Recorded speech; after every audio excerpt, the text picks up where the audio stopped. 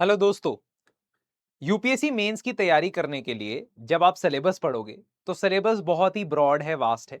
किन चीजों को पढ़ना है, किन चीजों को प्रायोरिटाइज करना है और क्या अप्रोच होती है सिलेबस को स्ट्रक्चर करने की, आज मैं जनरल स्टडीज 3 यानी कि economy, environment, science and tech, disaster management और इंटरनल सिक्योरिटी वाले पेपर के बारे में बताऊंगा। ये पेपर सबसे ज्यादा डाइवर्स पेपर है और इसमें बहुत लोगों के मार्क्स कम आते हैं as compared to GS 2 and GS 4। पिछले 3 सालों का ट्रेंड ये कहता है कि जीएस 2 और जीएस 4 में रीजनेबली ठीक ठाक नंबर लोगों के आ जाते हैं, जीएस 1 में भी आ जाते हैं, लेकिन जीएस 3 में अक्सर कम आते हैं। उसके दो प्रमुख कारण हैं, दो मेजर कारण हैं। पहला कारण है कि ये टेक्निकल सब्जेक्ट्स से भरा हुआ है, जैसे कि science, environment and even to some extent economy. लेकिन दूसरी चीज अगर हम कहें, इसमें डाइवर्सिटी बहुत ज्यादा है। इसमें डेटा, फैक्ट्स, इंफॉर्मेशन, एक्सेस बहुत ज्यादा है जो हमें कोट करनी पड़ती है। इसलिए जीएस 3 में थोड़ा सा एक्स्ट्रा एफर्ट लगाना पड़ता है to score even average marks. Below average marks इसमें आसानी से आ जाते हैं, लेकिन एवरेज मार्क्स लेके आने के लिए भी इसमें थोड़ा सा ज्यादा एफर्ट लगाना पड़ता है। वो एफर्ट आसान तब बन सकता है अगर हम अपनी तैयारी को स्ट्रक्चर करें।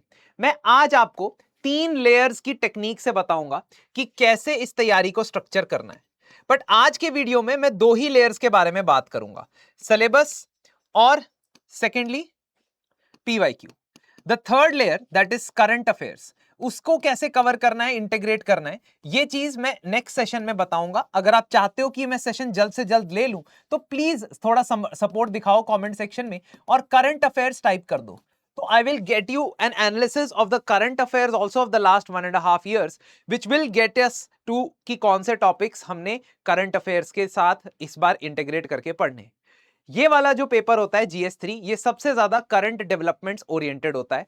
इसलिए इसमें कम से कम आपको जनवरी 2025 ऑनवर्ड्स के करंट अफेयर पढ़ने चाहिए अगर आप 2026 का मेंस लिख रहे हैं। और अगर आप 2027 का मेंस लिख रहे हैं तो आपको जनवरी 2026 के बाद के करंट अफेयर्स को ध्यान में रख के ही इस पेपर की तैयारी करनी होगी। उसे कैसे करना है, I will talk about that if I get enough people to comment current affairs, क्योंकि मैं भी चाहता हूं कि आप मेरे साथ जुड़े। मेरे पिछले 5 साल के एक्सपीरियंस, जिसमें मैंने 2 इंटरव्यू दिए हैं, पंजाब पीसीएस के अंदर एक रैंक लाया है 2021 में, और अब बहुत सारे स्टूडेंट्स को मेंटर किया है, उस एक्सपीरियंस को मैं आपसे शेयर करता हूं। बिल्कुल टू द पॉइंट। अब टू द पॉइंट बात करते हैं। हर वीडियो जिसमें मैंने एनालिसिस किया है, चाहे वो जीएस 1 का हो या 2 का हो, उसमें एक चीज कॉमन है। मैं आपको सिलेबस को 2 पार्ट्स में डिवाइड करने के लिए कहता हूं। कुछ टॉपिक जो स्पेसिफिक होते हैं और कुछ टॉपिक जो जेनरिक होते हैं। जिन्होंने मेरी पिछली वीडियो नहीं देखी है वो भी समझ लें। स्पेसिफिक टॉपिक का मतलब होता है कि जिन टॉपिक्स के आप 1 से 2 पेजेस में नोट्स बना सकते हो पूरे टॉपिक के, उनको स्पेसिफिक कहते हैं। लेकिन जिन टॉपिक्स को आप नोट्स में कन्वर्ट नहीं कर सकते हो 1 से 2 पेजेस के, वो होते हैं जेनरिक। जैसे Indian economy and issues related to, इसके नोट्स बनाने का कोई मतलब ही नहीं है, क्योंकि ये इतना ब्रॉड टॉपिक है और इतने मल्टीपल इश्यूज से ग्रस्त है कि इसके नोट्स बनाओगे तो कोई फायदा नहीं होगा। लेकिन इंक्लूसिव ग्रोथ क्या होता है, इंक्लूसिव ग्रोथ को डिफाइन कैसे किया जाता है, भारत में इंक्लूसिव ग्रोथ के लिए क्या मेजर्स लिए गए हैं, इंक्लूसिव ग्रोथ की क्या डायमेंशंस है, इंक्लूसिव ग्रोथ को अचीव करने के लिए हमें क्या करना चाहिए और क्या चैलेंजेस हमें फेस कर रहे हैं, इसको मैं 2 पेजेस में नोट्स बना सकता हूं। इसीलिए ये हो गया specific topic. Similarly government budgeting can not be a specific topic, क्योंकि गवर्नमेंट के बजट में इतने कंपोनेंट होते हैं। टैक्सेशन भी उसके अंदर आता है, फिस्कल सॉरी हाँ फिस्कल पॉलिसी भी उसके अंदर आती है, ठीक है, रेवेन्यू कलेक्शन भी उसके अंदर आता है। तो जीएसटी का क्वेश्चन आएगा वो इसके अंदर आएगा। Direct taxes as a share of the complete tax to GDP ratio, वो भी इसके अंदर आएगा। तो कहने का मतलब है इसके भी अलग से नोट्स बनाने की जरूरत नहीं है, क्योंकि ये स्पेसिफिक टॉपिक नहीं है, ये जेनरिक टॉपिक है। तो ऐसे ही करते हुए हमें ये समझना होगा कि इस सब्जेक्ट में भी, इस इकोनॉमी के अंदर भी ये स्पेसिफिक और जेनरिक में डिवाइडेड है। इकोनॉमी के तकरीबन आपसे 10 से 11 क्वेश्चन पूछे जाते हैं, मतलब any the range is between 9 to 11। क्योंकि कई बार कुछ क्वेश्चंस को कैटेगराइज करना मुश्किल है। जैसे अगर आईपीआर, इंटेलेक्चुअल प्रॉपर्टी राइट्स के रिलेटेड सवाल आता है, तो कई लोग उसको साइंस एंड टेक्नोलॉजी में कैटेगराइज करते हैं, कई लोग उसको इकोनॉमी में कैटेगराइज करते हैं, क्योंकि सर्विस इकोनॉमी के अंदर आईपीआर एक बहुत ही इंपॉर्टेंट एलिमेंट होता है, जिसको तैयार करते वक्त आप उसको इकोनॉमी में भी पढ़ोगे, और साइंस एंड टेक्नोलॉजी में इंटेलेक्चुअल प्रॉपर्टी राइट्स एक टॉपिक ही है सिलेबस का। तो इसीलिए कैटेगराइजेशन की प्रॉब्लम की वजह से हम ये कह सकते हैं कि 9 से 11 क्वेश्चन इकोनॉमी में से आते हैं, 4 क्वेश्चंस इंटरनल सिक्योरिटी से गारंटीड आते हैं, पक्का आते हैं। फिर बच गए कितने, अगर 15 हो गए या 13 हो गए, तो डिपेंडिंग अपॉन 13 या 15 हो गए, बाकी एनवायरमेंट और साइंस में बढ़ जाते हैं। तो कभी एनवायरमेंट और साइंस के मिला के 8 क्वेश्चन, कभी एनवायरमेंट साइंस के मिला के 5 क्वेश्चन, इस तरीके से पेपर पूरा बन जाता है। तो जब पेपर बन रहा है उसमें इकोनॉमी एग्रीकल्चर का वेटेज सबसे ज्यादा है। अब मैं पहली लेयर सिलेबस के बारे में बात कर चुका हूं। इसमें बहुत सारे स्पेसिफिक टॉपिक होते हैं, जैसे लैंड रिफॉर्म्स इन इंडिया, एक ऐसा स्पेसिफिक टॉपिक जिसको मल्टीपल टाइम्स पेपर में क्वेश्चन के फॉर्म में देखा गया है, और उसको तैयार करना काफी ज्यादा रीजनेबल होता है, फीजिबल होता है। तो अब मैंने इसी तरीके से सबसे पहले तो हर सब्जेक्ट की तरह इस सब्जेक्ट की भी मैक्रो थीम्स बनाई। तो मैक्रो थीम्स में मैंने देखा कि Indian economy and issues related to it, जो ऊपर वाला टॉपिक है, जिसमें हमारा एक्सचेंज रेट आ जाएगा, है ना, रूपी डेप्रिसिएशन आ जाएगा, ठीक है, हमारा ट्रेड पॉलिसी आ जाएगी, हमारा जीडीपी कैलकुलेशन कैसे होता है, जीडीपी का नया बेस ईयर क्या है ना, ये सारी चीजें, इन्फ्लेशन, ये सारी चीजें आ जाएंगी Indian economy and issues related to it में। तो इसीलिए आप देख सकते हो उसमें से 31 क्वेश्चन है, लेकिन तब भी ये सबसे ज्यादा पूछे जाने वाला थीम नहीं है। सबसे ज्यादा फ्रीक्वेंसी से नंबर ऑफ क्वेश्चंस आते हैं एग्री में। एग्री और लैंड रिफॉर्म्स मिला के 55 क्वेश्चंस पूछे जाते हैं।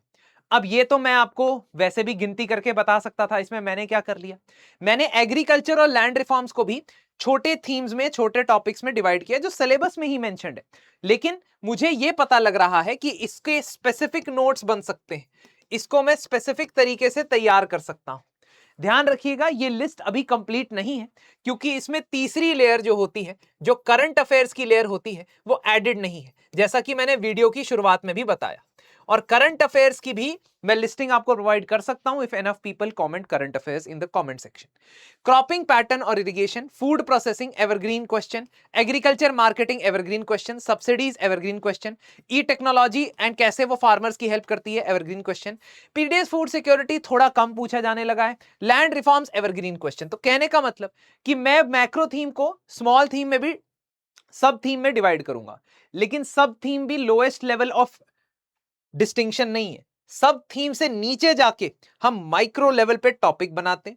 इस माइक्रो लेवल के टॉपिक्स की लिस्ट मैंने बनाई है, और ये लिस्ट मैं अपने टेलीग्राम चैनल पे प्रोवाइड करता हूं। मेरा टेलीग्राम चैनल है RAINAHAINA05। तो मैं आपको लिख के बता देता हूं, यहां पे आप टेलीग्राम चैनल पे जा सकते हैं, RAINAHAINA, ठीक है।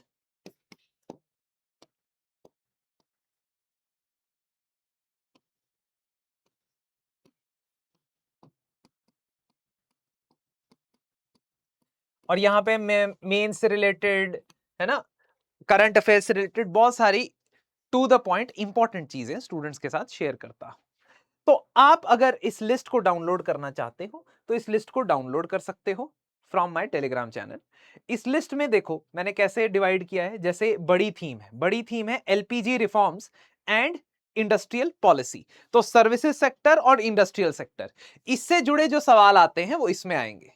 तो मैन्युफैक्चरिंग सेक्टर में शेयर इन जीडीपी क्यों नहीं बढ़ रहा है, एमएसएमईज का क्या रोल होता है, labour intensive versus capital intensive exports ही क्यों हमारे एक प्रॉब्लम क्रिएट कर रहे हैं, इंडस्ट्रियल ग्रोथ भारत में लैग क्यों कर रही है, पीएलआई स्कीम क्या है, उसके क्या अचीवमेंट्स है, उसको कैसे इंप्रूव किया जा सकता है, लेबर कोड्स क्या हैं, उनकी क्या स्कोप है, उनको कैसे ठीक किया जा सकता है।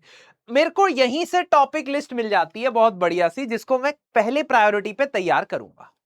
उसके बाद मैं करंट अफेयर्स पे जाऊंगा, और इस बेकार यूजलेस गेम ऑफ प्रेडिक्शन में नहीं फंसूंगा कि इस साल देख लेना ये क्वेश्चन आएगा। आपके पास हर मेंस की स्टेज से पहले, प्रीलिम्स की स्टेज से पहले लोग आ रहे हैं और कह रहे हैं कि ये इसी में से सवाल आएगा। ये जो गेम है, ये गेम में आप भी पड़ जाते हो अनफॉर्चुनेटली, लेकिन आपको पढ़ना नहीं, आपको ये देखना है कि मैं अगले 2.5 महीने में, अगर आप 2026 में पेपर दे रहे हो मेंस का तो 2.5 महीने में, अगर आप 2027 में दे रहे हो तो भी आपको नेक्स्ट 10 मंथ्स के अंदर, 7 मंथ्स के अंदर इन टॉपिक्स को कवर करना ही करना है। ठीक है, और ये माइक्रो टॉपिक्स की लिस्ट अगर देखी जाए तो पूरे जीएस 3 में कुल मिला के 200 से ऊपर टॉपिक्स, 160 से ऊपर आपको टॉपिक्स मिल जाएंगे जो या तो एक बार या मल्टीपल बार पूछे गए। ठीक है, अब यही चीज मैंने एनालिसिस करके अपने टेलीग्राम ग्रुप पे डाली हुई है, आप प्लीज उसको एक बार जाके डाउनलोड कर लेना। इकोनॉमी और एग्रीकल्चर के अंदर कई क्वेश्चंस बड़े रिपीट होते हैं, जैसे ये क्वेश्चन फूड प्रोसेसिंग इंडस्ट्री के ऊपर 2025 में पूछा गया। अगर आप 2022 और 2020 के क्वेश्चन करके चले जाओ तो सिंपली आप 2025 का क्वेश्चन भी अटेम्प्ट कर सकते हो। तो ये जो लो हैंगिंग फ्रूट्स हैं इनको बिल्कुल नहीं भूलना है, छोड़ना है पेपर में। सेम वे लैंड रिफॉर्म्स का 2023 का क्वेश्चन और 24 का क्वेश्चन, अगर आप ये दोनों तैयार कर लोगे तो होलिस्टिक नॉलेज हो जाएगी लैंड रिफॉर्म्स के बारे में। इसके अलावा जो नेक्स्ट सब्जेक्ट है एनवायरनमेंट एंड डिजास्टर मैनेजमेंट, उसमें भी आपके पास सब थीम बनी हुई है। एनवायरमेंट पोल्यूशन से 9 क्वेश्चन, इकोसिस्टम बायोडाइवर्सिटी से 7 क्वेश्चन, क्लाइमेट चेंज से 10 क्वेश्चन, सस्टेनेबल डेवलपमेंट से 12 क्वेश्चन, ईआईए या इन्वायरमेंट इंपैक्ट असेसमेंट जो कि स्पेसिफिक टॉपिक है उसमें से 3 क्वेश्चन, और डिजास्टर मैनेजमेंट में से 15 क्वेश्चन पूछे गए हैं ओवरऑल। तो इसमें आपको दिख रहा है कि डिजास्टर मैनेजमेंट तो डेफिनेटली करके जाना है क्योंकि उसमें से 15 सवाल पूछे गए, है ना। That does not mean you leave this is just giving you a priority order. ये आपको प्रायोरिटी ऑर्डर देता है, आपके दिमाग में ऑटोमेटिक क्लिक कर जाएगा कि डिजास्टर मैनेजमेंट छोड़ के नहीं जा सकते। Same way science and technology की भी मैंने मैक्रो थीम्स बनाई है। इलेक्ट्रॉनिक्स और आईटी में से सवाल पूछे गए। अब इसमें बहुत सारे सवाल नहीं पूछे जाते हैं, 3-3 सवाल मैक्सिमम एक साल में, ज्यादा से ज्यादा 4 सवाल साइंस में पूछे जाएंगे, लेकिन वो भी इन्हीं थीम्स से जुड़े होते हैं। और इसमें करंट अफेयर्स का बहुत इंपॉर्टेंट रोल होता है एंड नोबेल प्राइजेस का बहुत इंपॉर्टेंट रोल होता है। तो नोबेल प्राइज अब आपकी किस्मत है, कई बार वो बहुत सालों पुराना नोबेल प्राइज भी पूछ लेते हैं। जैसे मुझे याद है मैंने 2021 का मेंस पेपर दिया था तो उन्होंने 2013 के नोबेल प्राइज जिसमें ब्लू एलईडी के आविष्कार के लिए नोबेल प्राइज मिला था उसके बारे में पूछ लिया था, जिसका मुझे ज्यादा कुछ इल्म नहीं था, जानकारी नहीं थी। लेकिन अगर रीसेंट नोबेल प्राइज को पढ़ोगे, रीसेंट नोबेल प्राइज के बेसिस पे भी आपसे सवाल पूछे जा सकते हैं। लेकिन इस पर्टिकुलर जो पेपर है उसका सबसे डुएबल पार्ट मुझे लगता है इंटरनल सिक्योरिटी, क्योंकि उसकी बहुत ही लिमिटेड स्कोप है। 4 क्वेश्चंस पूछे जाने, 4 क्वेश्चंस 50 नंबर आपके पक्के हैं अगर आप इन 8 टॉपिक्स को बिल्कुल कंप्लीटली ऑल बेसिस कवर्ड कर तैयार करके जाते हो। ऐसी गारंटी आप इकोनॉमी के लिए नहीं ले सकते क्योंकि इकोनॉमी में पता नहीं है क्या पूछेगा, लेकिन इंटरनल सिक्योरिटी में जो 4 सवाल होंगे वो इन 8 टॉपिक्स के आसपास ही घूम रहे होंगे। तो अगर आप इसमें 5 दिन भी लगाते हो, 5 डेज भी लगाते हो अपनी जिंदगी के, तो भी आप इसमें से बहुत आउटपुट निकाल सकते हो। और इसी के इस सब्जेक्ट के भी मैक्रो टॉपिक्स मैंने निकाले हुए हैं। तो कहने का मतलब है कि मेरा पहला और दूसरा स्टेप प्रीवियस ईयर क्वेश्चंस और सिलेबस उस टॉपिक के बेसिस पे जो मैंने एनालिसिस किया, 160 के आसपास मेरे टॉपिक्स बनते हैं जो मुझे मेंस में कवर करने चाहिए।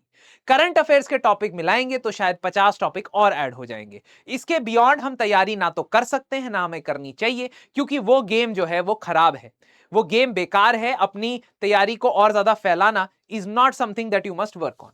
और मैं मेंस के अंदर इसी प्रिंसिपल पे काम करता हूं कि 40% होता है खेल कंटेंट का, लेकिन 60% होता है खेल कैसे आप उस कंटेंट को प्रेजेंट करते हो। Limited time, limited space, limited words में अपने आंसर को लिखते हो, क्योंकि अल्टीमेटली मेंस एग्जाम से ही रैंक डिसाइड होती है।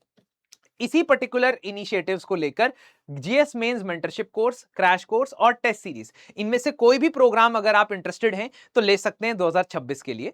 2026 के मेंटरशिप कोर्स में मैंने ये प्रण लिया है कि मैं इतनी मेहनत करूंगा जैसे मैंने शायद अपने मेंस में भी ना की हो, उससे भी कहीं ज्यादा, क्योंकि मैं चाहता हूं कि जो मैंने चीजें गलतियां की हैं या मैंने किसी और की इंप्रूवमेंट देखी है, जैसे आकृति हमारे साथ रैंक 93 पिछले जीएस कोर्सेज में जुड़ी हुई थी, मेंस मेंटरशिप में जुड़ी हुई थी, तो उन्होंने जैसे जैसे इंप्रूवमेंट की है 100 मार्क्स उन्होंने इंप्रूव किए हैं जीएस के अंदर। तो इसका ओवरऑल जीएस के अंदर, एक पेपर में तो ऑब्वियसली नहीं।